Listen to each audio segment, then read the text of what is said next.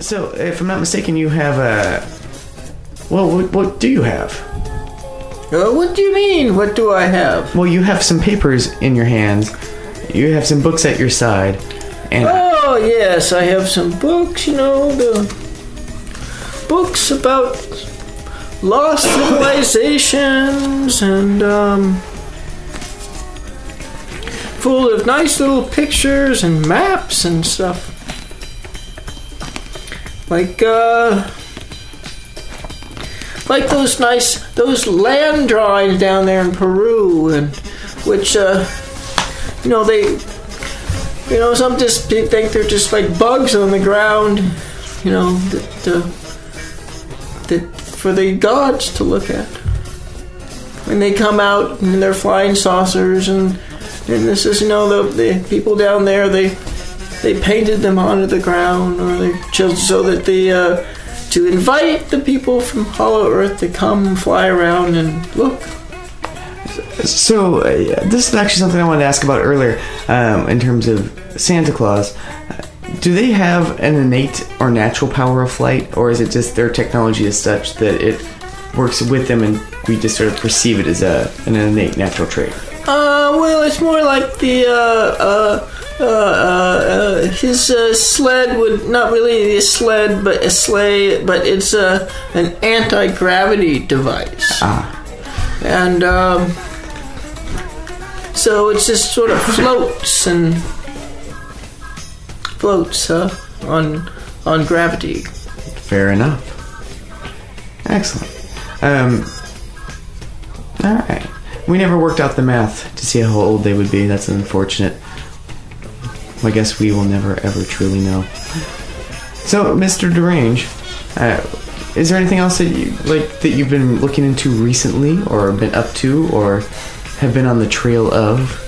That we there was this my friend who fell in a hole in Kentucky, and I was on the there's a portal into Hollow Earth in Kentucky.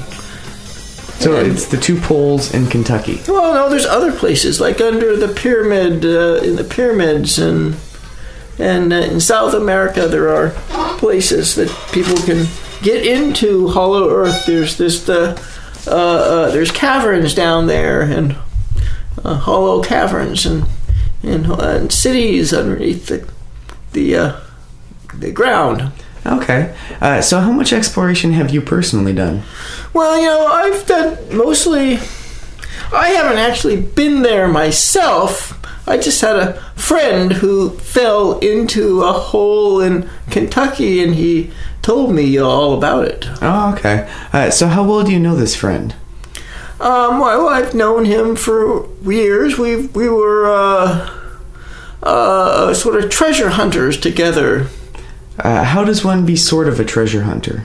Well, we there was found a map, and we wanted to go around and see if we could find some treasure. Okay. You were Goonies? Well, yeah, more like like Indiana Jones, Okay. but not so dramatic. There was no big rocks falling, and no Knights Templar or anything like that. Not exactly. Maybe the Illuminati, but okay. How about Nazis? Any Nazis?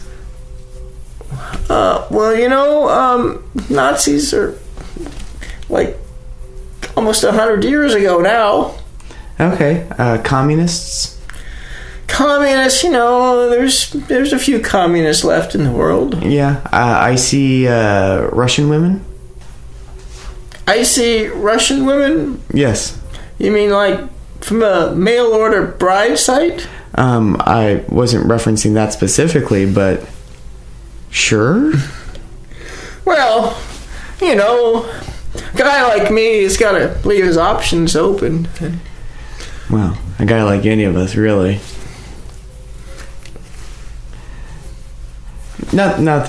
Well, Mr. Range, I'm curious. Do you have a significant other, a partner in life? Not anymore. But she just didn't quite understand all the adventures The adventures, like the treasure hunting? Yes. Okay. How many treasure hunting adventures did you go on? Oh, I've been on a few, down to the pyramids, down south, and down into Central America, where there's this pyramid complex there, and then the pyramids in the buildings laid out on the ground. They map out stuff that's out in the heavens. There's this one engineer who figured out a common unit of measurement, and when he applied these units of measurement between the pyramids and so forth, like the pyramid of the sun and the pyramid of the earth, the distance between the sun and the earth multiplied by a certain number was exactly the same as... I think it's called the cubit, right? It's not a cubit. It was some other kind of it was like a meter plus a little bit. Oh, okay. Like a Mayan foot. Yeah, there's a Mayan foot, yeah. Okay. So it sounds like you've been around. Yes. You've seen most of the outside of the Earth. The outside of the Earth, yes. Do you have a favorite spot on the outside of the Earth? My favorite spot is down near pyramids. I like the big stone pyramids. And what about them attracts you? Well, they're just huge, and they just invoke nothing but questions in my life, and questions about who the people were that built those, and okay. So it's like that they possess something that we don't possess, such as the knowledge to build these huge structures. And what do they build them with? What levers and just massive amounts of people, and they precisely place the stones into place. And it's like we wouldn't do that kind of stuff today. Well, it's hard to do some things without slave labor. Yes. Yes. Who says we don't have slave labor now? Well, that's a fair point. Capitalist society, huh? Yeah, it's there's this one fella that I heard who says that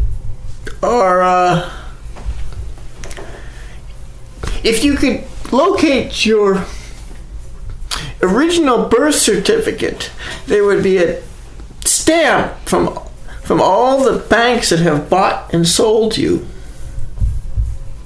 that we are common stock on the stock market. Mm-hmm. We are batteries for a corrupt computer program. For a corrupt world. Yes. A virtual world. Yes, that we owe... that our leaders sold us. They sold us before we were even born. We get born into this world. They assign us a social security number, and we are owned by the government. Mm-hmm. That social security number is like your membership number. It's the membership number. Yeah. Yes. It's like you've got a yearly renewable Costco membership, but you can't ever opt out. You can't opt out of it, They got an automatic withdrawal in your checking account. What are you going to do? Exactly. Life's hard. So it sounds like you've been around the outside of the Earth, and I have to assume from your research and your interest tonight that you'd want to go inside the Earth next. Yes, I was thinking about, taking a trip there. There was this in the 1947, this rear admiral who flew a plane into the hollow Earth. I'm not one for physics. That was never my forte, but it seems like it would require a pilot of immense talent to navigate the weird gravitational shifts that have to occur as you go in and outside. Well, he made it in and out. He made it in and out again? Yes, in and out. Okay. And what did he have to report about that? Was there any sort of official There report? was some reports. Let me find those reports there.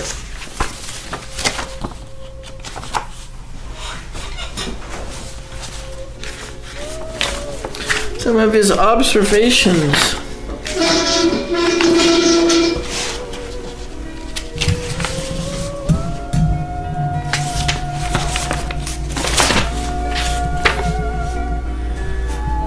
February 1947, quote, "I'd like to see that land beyond the pole. That area beyond the pole is the center of the great unknown. Rear Admiral Richard E. Beard, United States Navy, before his 7-hour flight over land beyond the North Pole." Well, all right then. Where did you pull this report from? Well, anybody could go there to infinity.usanehosting.com. Okay. Just follow that link, y'all. /heart.god/hollow earth/index.htm. Just like that. You'll see and find everything you need. Right. Everything you need. The reason I asked the question if inside the Earth was where you'd like to go next is, do you have any interest in going outward, in moving into outer space, becoming one of the next wave of outer space explorers, or what's the word I'm looking for? Tourists, by chance? Oh, to go out into space. Well, you know, when I was a boy, I wanted to be an astronaut, and travel on the Starship Enterprise with Mr. Spock and Dr. McCoy. And what kept you out? Was it the entrance exam? well, I was a boy, and that was TV, and but I had some nice action figures, that worked. Articulated dolls, I believe they call them. Articulated. As I get older, I don't really have the desire to travel into space anymore, and there's only the government only takes certain types of people to be the space travelers. Yeah, it's fair. And I'm not exactly one of those the guy with the right stuff. I got all the wrong stuff. Well, as long as you have all of it. So, I guess my question is, do you believe that there are life forms to be found in outer space? Well, the universe is a big place, and it's full of lots of life, there was the people who built the pyramids on Mars. The people who built the pyramids on Mars aren't the same as the ones who built them here? Oh, no, they're different people. I don't know who they are, but there was one of the Mars probes photographed the face on Mars, and there is this researcher, Richard Hoagland, who has spent most of his life. He's a NASA guy who spent most of his life studying the face on Mars and mapping the pyramids there. Okay. So you said it's two different people who made the same sort of structure. In your estimation, are pyramids sort of a naturally reoccurring, powerful, totem object, or was someone just peddling the same blueprint to species after species? I think that the best ones I heard was the pyramids is that the geometries inside the pyramids is similar to what people experience when they have out-of-body experiences and near-death experiences, and they look out at the shape, sort of shape in a funneling shape. And I think that the ancient people had those kinds of experiences, and they mimicked the geometries of that they experienced in out-of-body experiences and near-death experiences. Okay. So do you think that if people went down to, like, say, the Luxor in Las Vegas, that they would be closer to death? Well, maybe not closer to death, but closer to the feeling of death. No, not death, but feeling of the great beyond. But I think down in Las Vegas, there'd be more of the feeling of brokenness. I think money brokenness, because that's a casino and emotional it's a brokenness. Casino. I mean, if they really want that experience, they need to go to Egypt and see the pyramids in Egypt, or down into Mexico and South America. Yeah, those pyramids are just a little bit different, because those are more like monuments commemorating the heavens. Ah, okay. The heavens mapped out onto the earth. So they only get local channels, is what you're saying? Yes, they just get the stuff out there, the zodiac and the... Okay. Excellent. Yes, the ones in... the Egyptian ones, those are also like maps of the heavens, too, and... Nice. And so, where do you think your research is going to take you going forward? Well, I don't know. That's difficult to say, because I would have never imagined that I would have come to the hollow earth thought. You know, I always, when I was younger, I thought that was just a bunch of hooey. But, you know, when I ran into Donald, who fell into that hole in Kentucky, you know, and told me about the hollow earth and some of the strange things I've ran into in my journeys into South America, it kind of make you wonder, because, there were people there who talked about the little people in the inside of the earth. Okay. And, well, let me ask you this. You said you didn't expect to end up here, so where did you start from? If you don't mind me asking, Mr. De Range, like, what's your career path that got you to this point? Well, I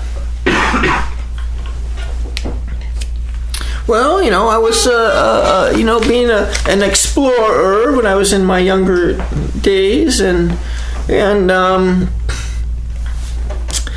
my teenage years and early 20s, I did a fair amount of UFO research and studying unidentified flying objects and people who encountered them, or and that's kind of where my journey started. I thought I was just going to stay there, but then those journeys studies led me down south into the southern regions, and then I hooked up with George, and we kind of partnered and went on these expeditions into the southern regions. Okay. So I have to assume then that you visited Area 51, Roswell, all of those sort of... Well, Roswell, but Area 51, is a closed compound. You can't get in there, and well, not at day, but at night if you. Well, yeah, if you want to dodge bullets from the military. And who doesn't? Well, you can get up to the fence there, but they guard it there, and they'll chase you away. And do you know that by firsthand experience? Oh, yes. How many times have you? Just a ballpark figure. How many times have you been chased by the cops in your life? Well, and include in this number, if you wouldn't mind, the military police. Oh, probably a couple dozen times, but once you get one M16 shoved in your face, you kind of makes you not want to do it again. That's fair. So the future for you is sort of an uncertain path at this point in time. Yeah, I might retire and go back, before my body gets too old. I'd like to go back to doing some more surfing.